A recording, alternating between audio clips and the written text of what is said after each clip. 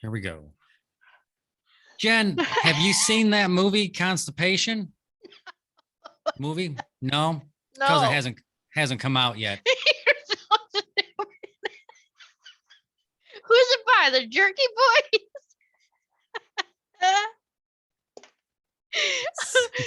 Oh man. All right, everybody, welcome to this episode. We're on episode 120, I think. I think it is 120, Jen. I think this is episode 120. We're almost 2 years in here, Jeff Jones. Can you believe that? 2 years. Almost 2 years. Almost 2 years. Almost. All right. So welcome. Almost. This week, I am Jenny McKinney. I am here with Jeff Jones. My sister, Jeff Jones. Oh, I thought you were pointing like I should introduce myself. Plus, I didn't trust what you were going to say. Oh, my God. Can we just give a shout out to Glow this week when she posted on Facebook that it was Jeff, Jeph Jones? I almost wet my pants. I saw that. You screenshot it and sent to me. Somebody had spelled it Jeph. Jeph.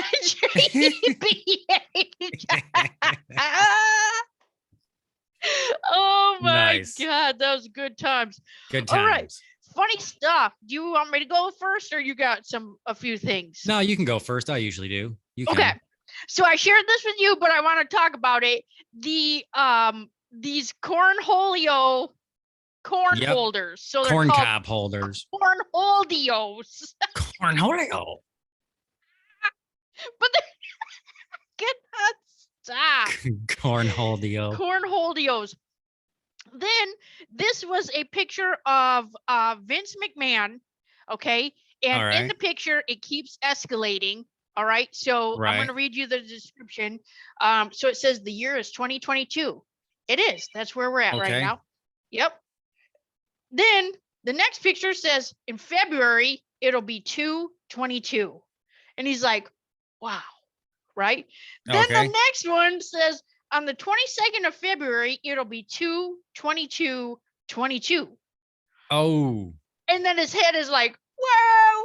And then oh, there's more. And then the last one is like a explosion, like he has like his eyes are flames. bugging out and everything. It says 2/22/22 is on a Tuesday. Oh my gosh. So then I told that to we have a group chat, and G-Dub said, what if he was at a ballet on that day? It would be a tutu. In a tutu. On 2/22/22 on a Tuesday. Hilarious. Mind blown.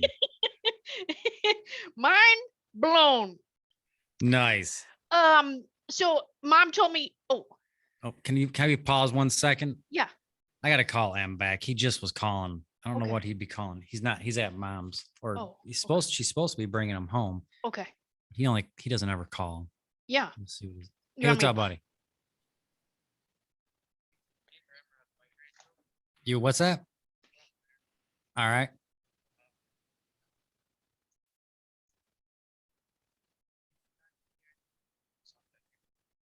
How much is it?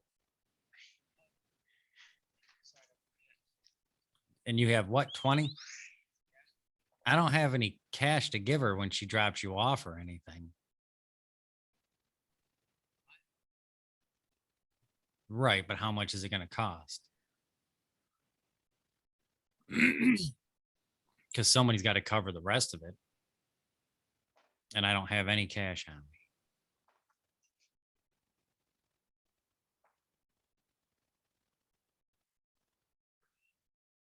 So if you want, you can call mom. I'm right in the middle of recording the podcast. I just paused it to see what you needed. So mom's upstairs if you want to give her a call and see if she's got cash on her or whatnot. All right, good deal. All right, love you. Bye.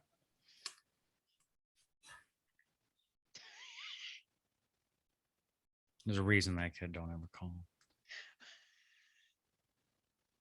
Anyways. Okay. So, Mom told me this week that Dad's been working on a puzzle. So for Christmas, I got him a Pink Floyd puzzle.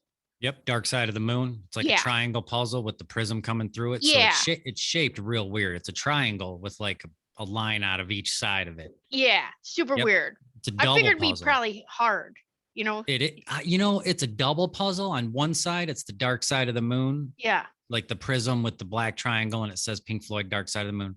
Then you can flip the puzzle over, and on the back, it says Pink Floyd, Dark Side of the Moon, but it's all made up of album covers. Oh, wow. And I was so when you put the puzzle pieces out, you don't know what side they're on. No, that's what I didn't get. And like by the time I got over there, he was almost already done with it. He had maybe 20 to 40 pieces to put in. Yeah. And I forget, I think it's like 1,000 piece, I want to say, puzzle. Yeah. It's a lot. It's pretty big. But yeah, that's what I wondered is like, I don't even know if I would have the patience to sit there and figure out which side. I guess it's because one side is all black. Yeah. But it's got the prism. I don't know. It would have been a challenging puzzle. Yeah. So this made me laugh because, you know, Peppa Pig. Yep. Okay. Look at this. It's a 500 piece puzzle. But it's all just ham bits. Just looks like bacon bits inside it. But someone put 500 piece puzzle on it. Oh my God. Nice. Too much. Nice. Okay, Jeffy, let me ask you. Oh, go ahead. Real quick though, back about Dad's puzzle. He did end up taking the puzzle though, and he put it onto a piece of cardboard and glued it down. He glued the whole puzzle down to a piece of cardboard that he cut out. I haven't seen it since he's cut it out. Yeah, he wanted to hang it up somewhere. Yeah. Okay, cool. Yep. So here's a question for you. Why do people named Deborah always go by Deb and never by Bra? Hey, Bra. Hey, Bra. Bra. I work with guys who always like, why you call me an undergarment? I'm not, I look like an undergarment to you? They're like, what? Bro, you're weird, bro. Yeah. That's funny. Look at that. Oh, I saw a picture the other day. So you know how like a lot of people will procrastinate? Well, they procrastinate because they're ignoring something they should be doing, right? Like a lot of times I'm like, oh, I should be reading, but let me just dig around over here. It showed a lady vacuuming like the top of a mountain. Like she's just up there. Just vacuuming. Going to town. Vacuuming the outside. I'm like, girl, I feel that. I've done that with the leaves, but not the actual like outside dirt. It's embarrassing. That was funny. Nice. We've been watching a new show. We found a new show. Because you said you didn't even start Cobra Kai yet, right? No, I'm still trying to finish a different show. I've been watching a different show. That's okay. I'm just trying to get through it. No worries. We found a new show called Alaskan Killer Bigfoot. All right. Okay. All right. And it's called the Nantinnuk. The Nantinnuk. Okay, that's what the Alaskan people call it. But apparently it's like a Bigfoot, but with supernatural powers. Yeah. What kind of powers are we talking? Like they can like scramble your mind, make you dizzy, make you nauseous. So like psionic powers. Yeah. Okay. Yeah.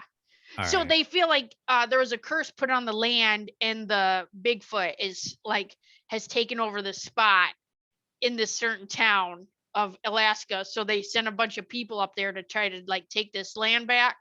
But their ancestors left like 70 years ago and just walked off. Like a bunch of people got murdered and like just shredded. They were just shredded. Right.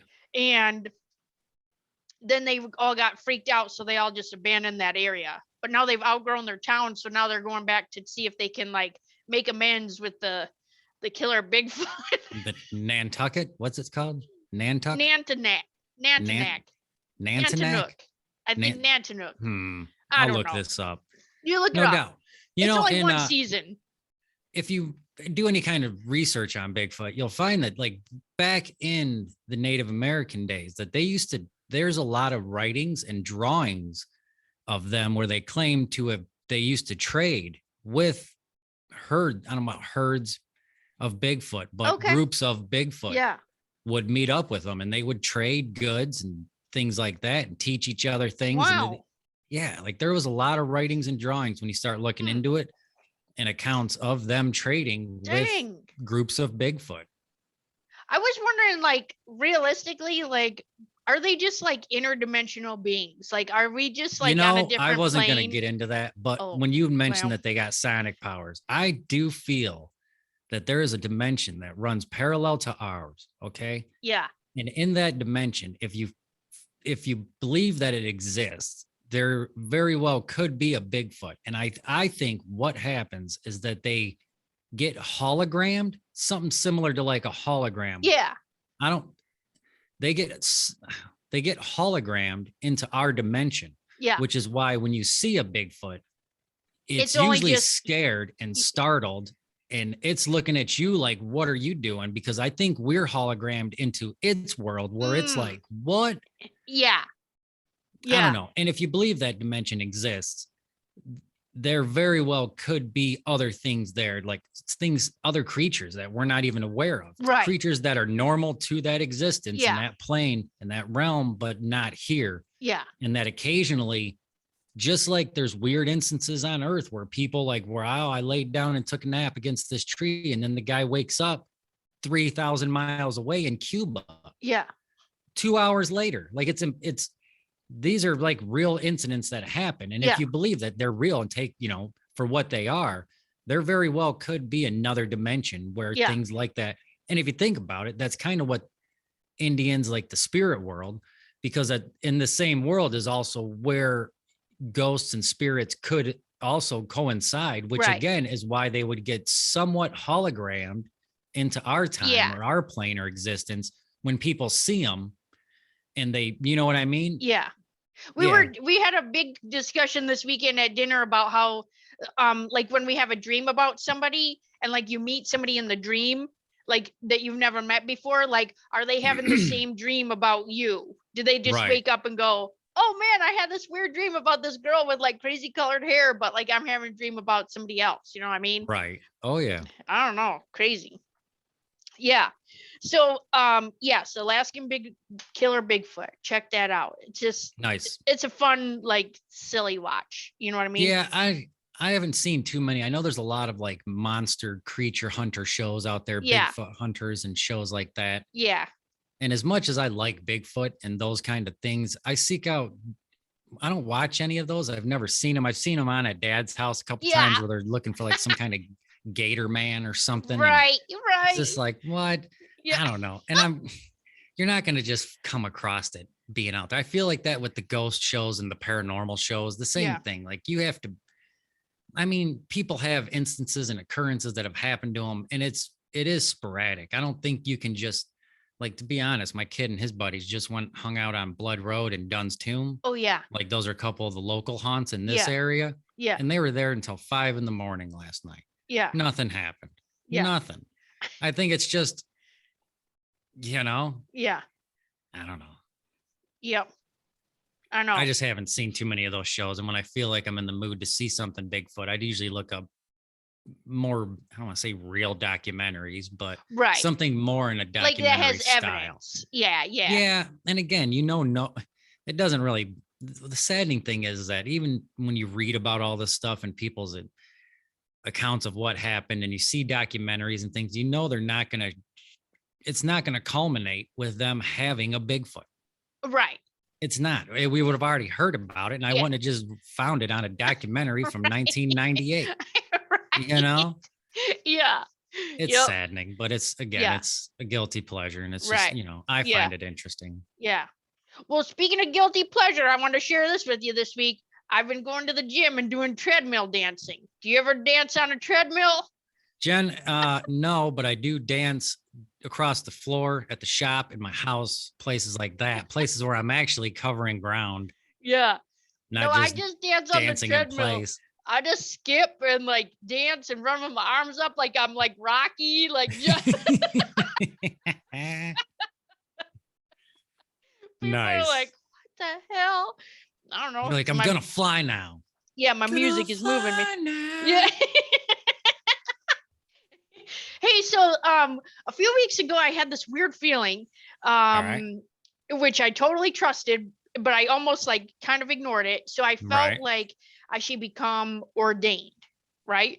which is just super random because we had a cousin that passed and she was ordained. So I was like, maybe that's just kind of her energy coming through. Like, is she just here and I'm just picking up on that, or like what's going on? And then last week, she was actually the one who officiated our wedding. Yeah. Yep. And because she was ordained and she told me like how she went about doing it, I got ordained as well back then. I got ordained like 12 years ago. Oh, really? I don't know if I knew that. When you texted me about you getting ordained the other day, I said, this guy right here. Yeah. You're like, oh, guess who just got ordained? Oh. I said, me, 12 years ago. Oh, I thought you meant you were married. That's why I was like, oh no, that was when I got ordained. Oh, gotcha. Yeah, okay. When you're ordained, you can not just officiate weddings, but you can hold spiritual counseling classes. You can also consecrate ground. Okay. There's a number of things you can do being ordained. Yeah. Well, that's pretty cool because like I love to hold space, like which means just like hold that sacred space for somebody who like, you know, like if somebody's upset or whatever they're doing, like I don't take that on me. I just like open it up for whatever they need. And but my friend last week was like, hey, I got engaged, 2 weeks ago, which I had known, I was excited for. And she said, hey, how would you feel about becoming ordained to like minister our wedding? And I was like, that is crazy. Yeah. Nice. So I did. Nice. And here we are. Jen, do you know what dudism is? Yeah. Is it the Tao of the dude? The Tao of the dude, Jen. Dudism is it's a religious following that's all based on the dude from the Big Lebowski and his outlook on life. Yeah. Yeah, I'm a Dudist priest through the Church of Dude. Oh, okay. I think you told me that before, but I didn't know if you were serious or not because, know. Nope, Andrea's a Dudist priestess. Oh, that's cool. Yep. You have to get ordained to what do you get? Like, just like you have to wear like your robe and just slippers and like carry a drink around all the time?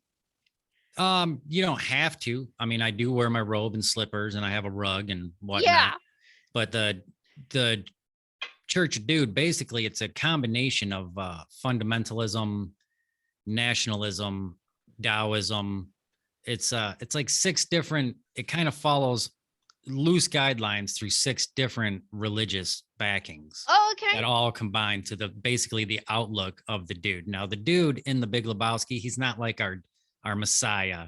Right. It's not that kind of a outfit. Yeah. You know what I mean? Right. But they do have the dude de Ching, which follows the dude the dude de Ching, which follows the Tao de Ching, which is the book for Taoism and Buddhism. And there's 80 different guidances that you have to follow constantly to be a part of that religion. You know what I mean? It's to be a Taoist. You know what I mean? Yeah. And the dude de Ching has taken those 80 and kind of put their own spin on them so that they all do pertain to something from the Big Lebowski. Okay. And it's crazy because if you read some of the books and then if you watch the Big Lebowski, read some of our books, and then you watch the Big Lebowski again, you're like, it's mind blowing, Jen. It's just mind blowing. If you could pick one of the favorite parts of that, of being like part of that, what is it? Of being part of the Church of Dude? Yeah. I would say it's the community. There's there's groups and forums, and we have websites, and again, you can get tons of merch. Right. There's a lot of merch, and that's kind of what backs it. But I think when I had signed up, we were at 180,000 throughout the country, and last I looked, we were at 4 something. Whoa! So it's definitely. I think they even market it as the slowest growing religion around. Wow. And you don't always have to drink White Russians and smoke weed and right. enjoy bowling. But that is the perks of it. Yeah. You don't have to keep yelling, shut the F up, Donnie. Shut up, Donnie. No, but I just, again, the other day, I needed a good laugh. So I Googled the scene with the Jesus bowling. Oh, man. When that plays the Spanish version of Hotel California. Right. Oh my and he licks his bowling ball. Yeah. Oh, it was too much. I had to watch that. I just needed a good laugh the other day. And I'm like, I'm going to watch the Jesus bowl. Let's just see what. And it hit the spot. Hit the spot. My God, too much. Well, Nice. what do you got from this week? I got some cool stuff after this. Oh, do you? Mm-hmm. Real quick, Lotto Club. Remember, we switched to Club Keno. We bet $50 and we won 65. So we're up 15. Whoa. So that's pretty good. And then what we're doing with the money we do win is it's going to go into an envelope at work that we're going to keep until we agreed 2 weeks before Christmas. So, so what we're going to do is every week we're all going to kick in $10. So that gives us $50 to bet on Keno. Uh-huh. And no matter what we win, like we won that 65, that $65 is going into an envelope. Okay. We're not going to roll it over. So next week, this Friday again, we're going to bet $50 on Keno. And if we win, whatever we win might be $8, might be 80, goes into an envelope. Okay. But if we hit over 1,000, because a lot of what we play, if we can win the bigger load, it's anywhere from like $2,000 to like 25 for what we're playing. Okay. And if we happen to win that, we just write out, we'll split that winning amongst all of us. Okay. We're not just going to, if we win, I think it's over 1,000, we agreed. Anything under 1,000 is just going to go in the envelope. Okay. Keep an eye on the envelope. Yep. So that's where Lotto Club is at. Keep an eye on the envelope. That's what we all said too. And Matt, like one of the guys that works, like, well, I'll just keep it in my locker. Like, Matt, you don't even have a lock on your locker. What are you talking about? So we agreed we're going to bring in a box that we're all it's going to have a combination lock that only us 5 are going to have the combination to. Okay. And we agreed that at any point, if somebody quits or gets fired or whatever, they get a fifth of what's in the envelope. Oh, okay. So, because some people said, no, if you quit, you're quitting Lotto Club, you're out. You get nothing. And others said that if you get fired or, cut from the company, you're cut from Lotto Club, you get nothing. And I didn't agree with either of those. I'm like, wait, no, what? I go, we could end up having like $5,000 in there. Somebody's just gonna I don't know, get fired like for something, who knows? And then they're probably gonna need that money. Yeah. That was my reasoning. So that's where Lotto Club was at. Okay, cool. Did I ever tell you about Jethro's friend? When I take Jethro, our dog, walking, he has a little buddy down the road. No. It's about 2 houses down. Okay. So I say 2 houses. That's like a half a mile. It's about a half to 3/4 of a mile. Out here. And Jethro's the dog, just for listeners. Jethro's our dog, Black and Tan Coonhound, dynamite dog, just dynamite. Yeah. So we go down there and he has a little buddy down there, this little white dog. And our neighbors also has a white dog. But the ones next door is like a poodle, maybe a poodle spaniel mix. It's kind of tall, but it's not crazy tall. It's only like maybe 18 inches. But this one down the road's like it's a poodle and Shih Tzu mix, but it's only about 8 inches tall. It's a little tiny thing. So I'm sitting on the back porch the other day. All of a sudden I see the snow move. And I look over and I'm like, I'm like, what the hell is happening there? It's this goofy little dog down the road. You know what the dog's name is? Dummy. Has a little tag on, Dummy. I didn't know that until he followed Jethro and I one time walking. And I'm like, come on, man. So I had to walk him all the way back home. And this old man up in the yard is like, Dummy, come here, Dummy.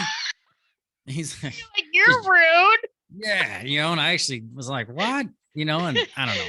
And I know the guy who lives I know his son. His son's a couple years older than me. Okay. And the other gentleman that lives at that house is like 80. Okay. So the other day I'm sitting there, snow moves. I look over, I'm like, holy shit. I go, oh, that shithead from down the road. And Andrea's like, oh, it's Dummy. I go, oh, that's right, Dummy. I knew it. I kept calling it shithead.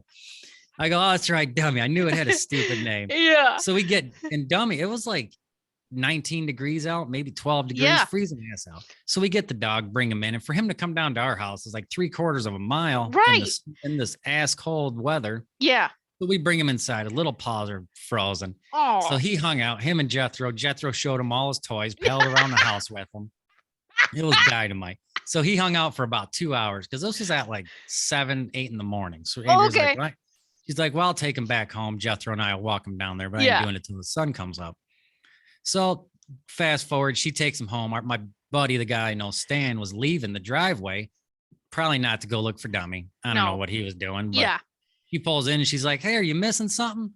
She ended up driving down there. Yeah. And Stan's like, oh, hey, do you want to keep him? And we're like, what? She's like, what? No. And he's like, no, for real. She's like, my dad's not nice to this dog, blah, blah, blah. Do you want to keep them? So I think we're going to end up getting them possibly. Not sure.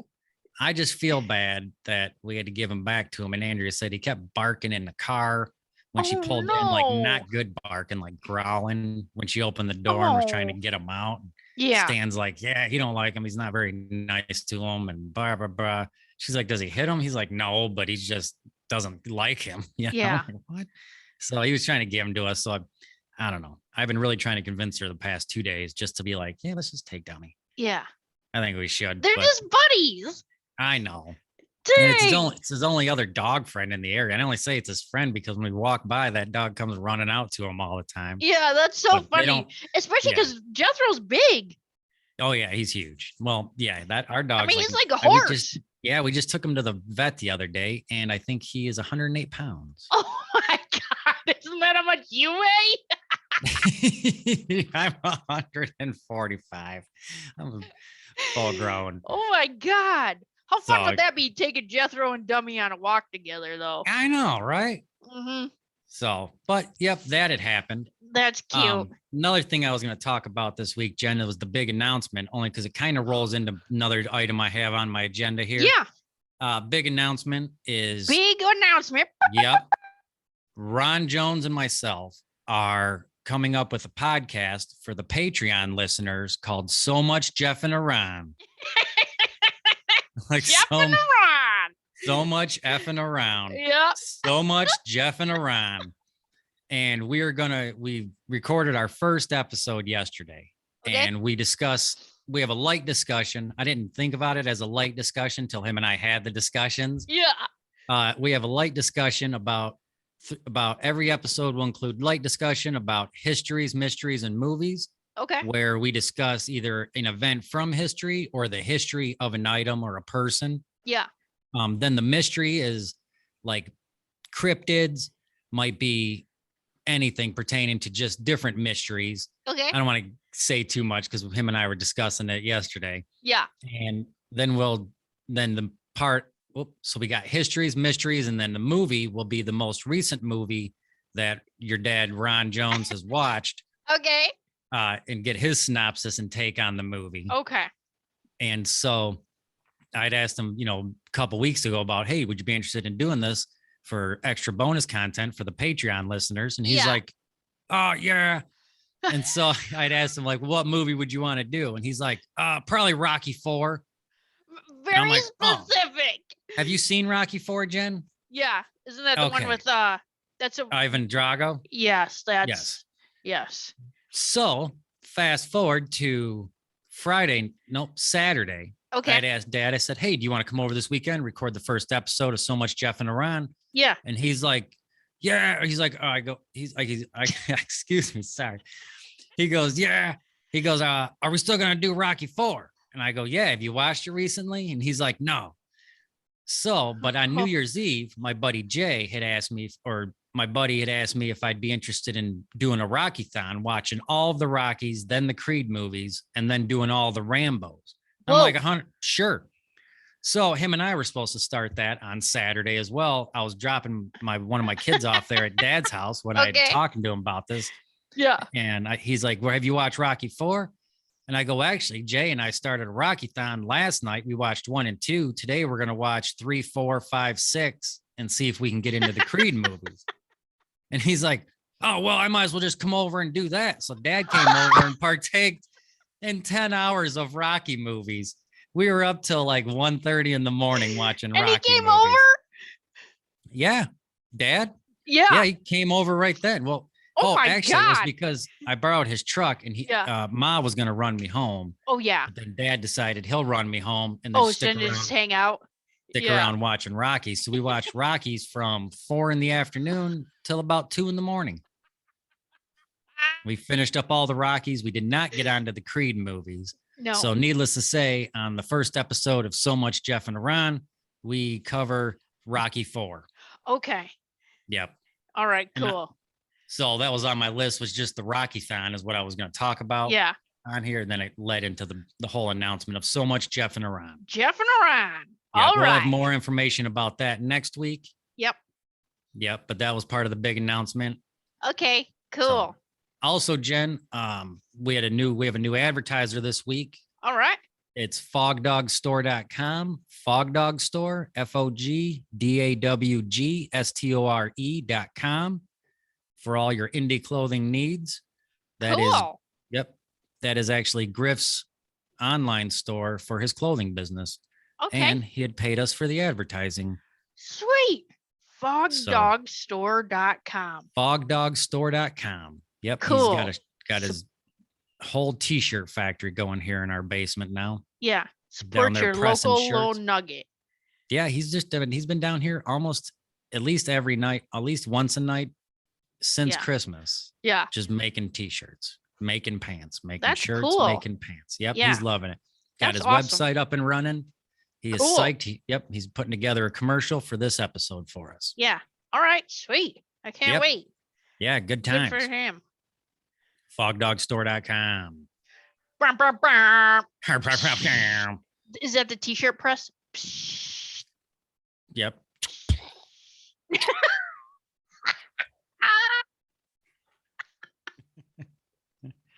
Oh man, good times. Well, did you have anything else for this week? Nope, that was about all I had for the week, I'd say. Cool. Well, this week I just wanted to share a quick little tidbit on the drama cycle. I feel like I've had a few people reach out, probably in the past few weeks, or just like share information with me that they have felt like they've been going kind of crazy. How do they get out of this like sucky cycle? And so I just want to talk about that today. There's a video. So we post all of our podcast videos on YouTube. Yep. And so if you want to see the visual representation, just pop onto YouTube. This will be on there. I'll also explain what I have on my whiteboard. Okay. So it's actually a triangle, but we're going to call it a cycle. So I put it in a circle as well. So there's going to be, for 3 points of the triangle, there's 3 different positions associated to the drama cycle. Okay. One is the rescuer. Okay. That's going to be the people pleasers, the people who always have to fix stuff. Most of the time it's going to be the oldest children. Okay. Because that's kind of like their caretaking kind of position that they're in. And then we have perpetrator, or there's also like prosecutor, or there's some other word for that too, I think. But it's perpetrator. So like somebody being crappy, somebody being like a martyr, micromanager, things like that. Right. Then we also have a victim. Okay. And so what happens is we get caught up in this loop in life, and it can be a relationship with one person. It could be at your work. It could be in your family. So you don't have to judge when this is happening. It can be also internally with you. Okay. So to kind of explain, let's say we start as a victim. Okay. If I'm a victim in life, right? Everything, woe is me. Nothing goes right. Let's feel sorry for me. The world is coming down, right? Yep. Now, the thing is, I have to always depend on a rescuer to come and rescue me, to keep me in victim mode, right? Right.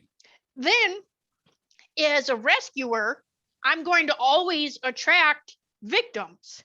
Right. So when people in life are like, hey, I don't know why I keep like, so as a people pleaser, recovering people pleaser, I would always attract victims who I needed to save. Right. Right. And then I'm like, what? Why is this always happening? And so then you have to like take a step back and go, what is happening? Why is this happening? Okay.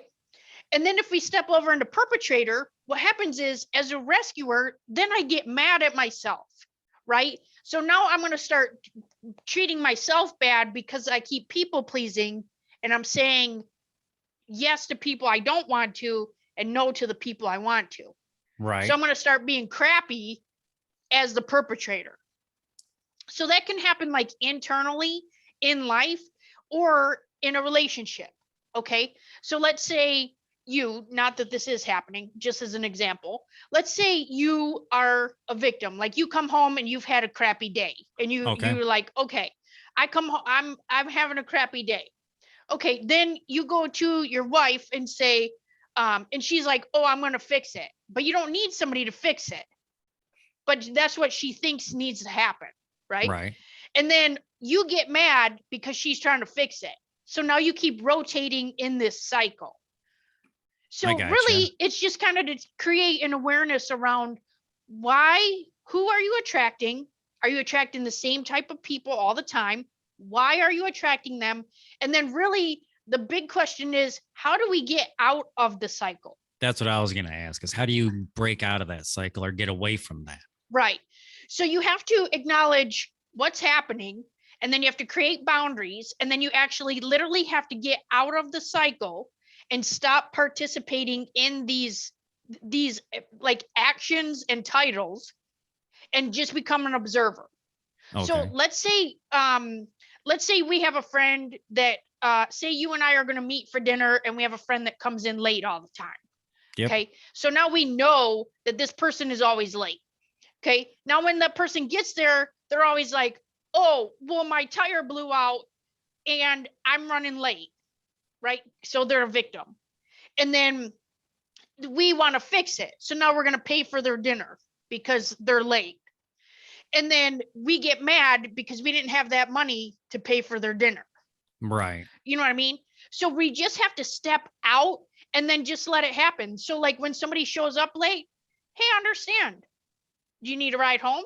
You know what I mean? Like we don't always have to, like, really the thing too is to assess and ask, what does that person need in that time? Right. You know, so if they're running late, like what can I do to help you? What can I do to support you in this time? Is that just being the rescuer though? Well, so you don't want to fix it unless they ask you to fix it. You're giving them the power to ask. Okay. Like to step to assist, right? Yeah. Because now you're not just automatically assuming I need to fix it. Because as a rescuer, you are almost like aggressively coming in to save the world. Right. At all cost, you know? And okay. So as a victim, so really I could, like, for example, when Madeline would come home and be upset from school and we would try to fix it, she's like, look, I don't need you to fix it. I just need you to listen to me. So now as an observer, anytime somebody tells me something or like that is coming at me, you know, I don't jump into fix it mode. I just say, what can I do for you in this time? Nice. And if they just need me to listen, I just need you to listen. And then you can kind of almost just check out because they just don't want to hear themselves. They just have to get it out of their body. Right. Yeah. Yeah. Do you ever feel like you're ever in any like kind of cycle or? If anything, I would say the rescuer and the perpetrator. I'd say I go probably in between that a lot. Like, cause I tend to help people a lot. Yeah. Even though a lot of times it puts me into a tight situation for one reason or another. Yeah. Yep. Yeah. I hear you.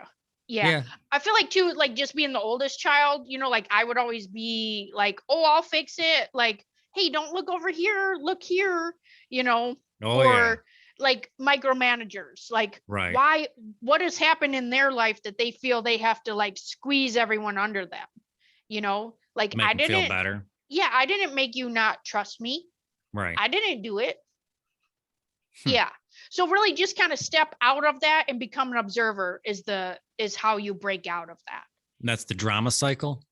Yeah, that's the drama cycle. So if you ever feel like you're caught up in that, or if you're like, a lot of times it'll happen like you're caught up in it, so you can't see which one, but that's when you just stop, check where you're at, what position am I in, and then why am I allowing this to happen?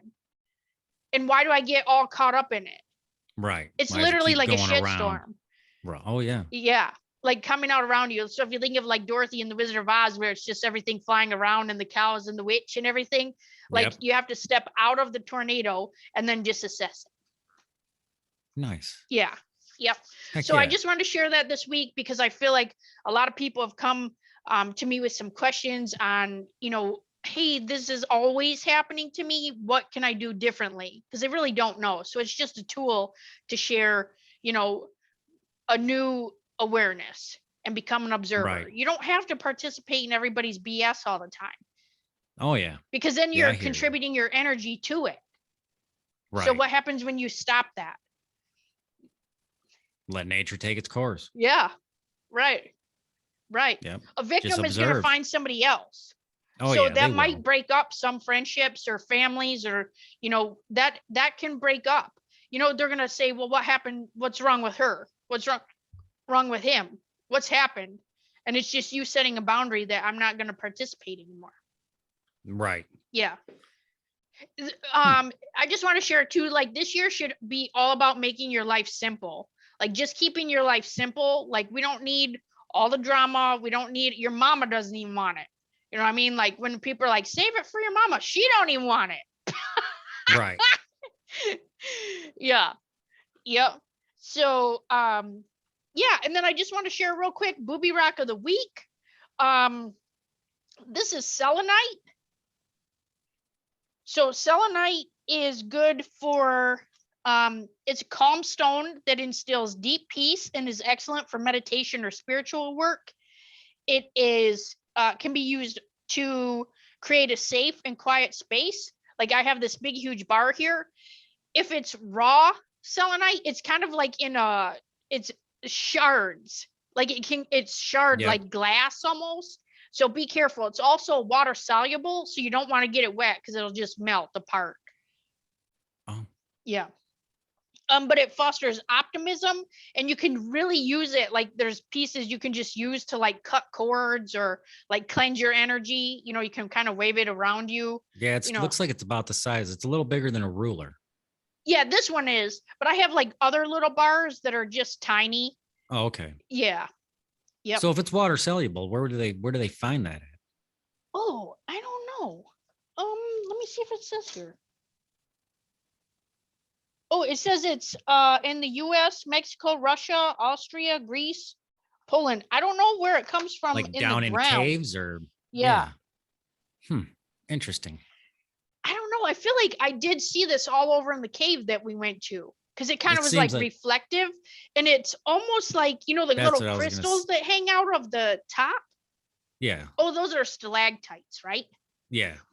Yeah, but I feel like that's kind of. No, I don't know. I have to check it out. Interesting. I like it. Yeah. But yeah. So good stuff there. You got some pep in your step this week, Jeffy. Jen, I do. Always. Honestly, pep and step this week has been Griff getting his website up and running. Okay. The Rockython, the recording with so Ronnie? much Jeff and Iran. Oh my God. The recording. I'll talk more about that next week. It's just too much to get into. Too much. But I would have to say, though, also putting pep in my step is, do you listen to XM radio? Yeah. They have for a limited time right now, I believe it's channel 104, David Bowie radio. Oh, I heard them advertise it. Oh my gosh. I heard an advertising the other day. I kicked it on and I've had it on since. Oh, sweet. I love David Bowie. All generations of David Bowie I enjoy. But I got it is Peanut instead of a Where's Waldo book, it's Where's David Bowie book. Yep. Yeah. Yep. I seen that. Yep. Pretty Where's cool. Bowie? It's Bowie in the city. And then they show Bowie, he's all over the place. I think he was in space. Yeah. I think I got her Bowie bingo too. Yeah. And you got to find David Bowie and it's like a Where's Waldo. Hilarious. But yep, that's been putting pep in my step. Cool. How about yourself? Yeah. So this, I found a new class at the gym called Centergy, and it's like a yoga class where you get centered. So center your energy.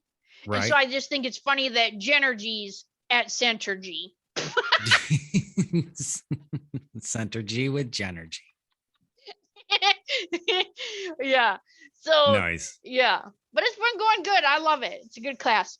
So before we end, I just want to ask the listeners if they have, so we're going to start asking a question at the end of the show for the next week, and you can email us your answer. So the question is, do you feel like your learning style affects your life? And what learning style do you think you are? Because next week we're going to talk about learning styles. Okay.